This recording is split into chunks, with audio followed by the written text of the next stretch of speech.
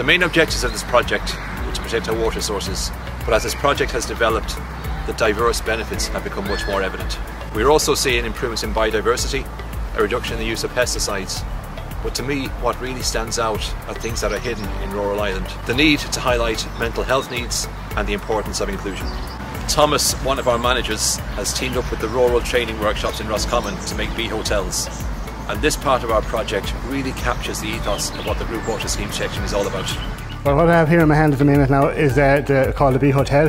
We're delighted to be involved in making these for the project.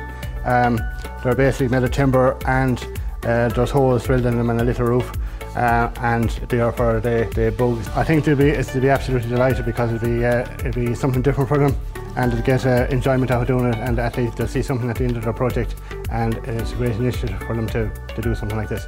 I'm just delighted to be involved in it, and it's great to be asked to do it, and we can help out in any way we can. We'll help out, you know. There's a lot of stigma attached to mental health, and the only way we can take away stigma is having the mental health people involved in the community, so people can see that you can be suffering from diabetes, it's an illness, you can suffer from mental health, it's an illness, we can live with it.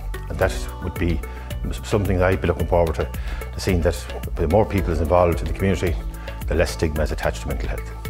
Well, I think it's an opportunity to expand the awareness across the entire scheme of the need to protect the environment, to be more aware of what we're using in the line of pesticides and sprays, and the need to be aware of the biodiversity of the habitats around about us.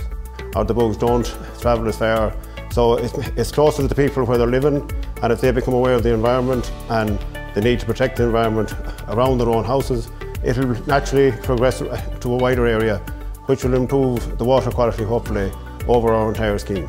We're very grateful to Con and Andy and the team for their help in this project. Without their inclusion, this project would not be as successful as it is.